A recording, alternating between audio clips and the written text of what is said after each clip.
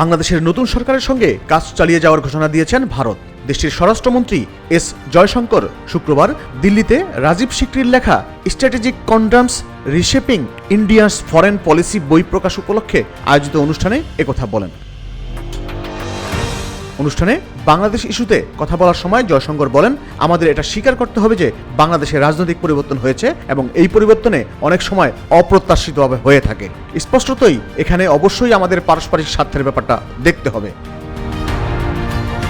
তিনি বলেন, বাংলাদেশের সাম্প্রতিক ঘটনায় পালাবদল সব ওলটপালট করে দিতে পারে, কিন্তু ভারতকে একটি ক্ষেত্রে খুঁজে বের করতে হবে, সেখানে দুই দেশেরই স্বার্থ জড়িত। প্রতিবেশীরা সর্বদা একটি বাধা। আমাকে বলুন তো, এমন কোন দেশ আছে যেখানে প্রতিবেশীদের সাথে প্রতিদ্বন্দ্বিতা নেই?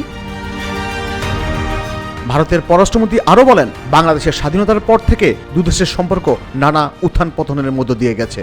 যখন যে সরকার ক্ষমতায় থাকবে তার সঙ্গেই আমরা কাজ করব, সেটাই স্বাভাবিক। তবে আমাদের এটাও স্বীকার করতে হবে যে রাজনৈতিক পরিবর্তন ঘটতে পারে এবং সেটা অপ্রত্যাশিত পরিবর্তন আনতে পারে। এখানে আমাদের অবশ্যই পারস্পরিক স্বার্থের বিষয়টা দেখতে হবে।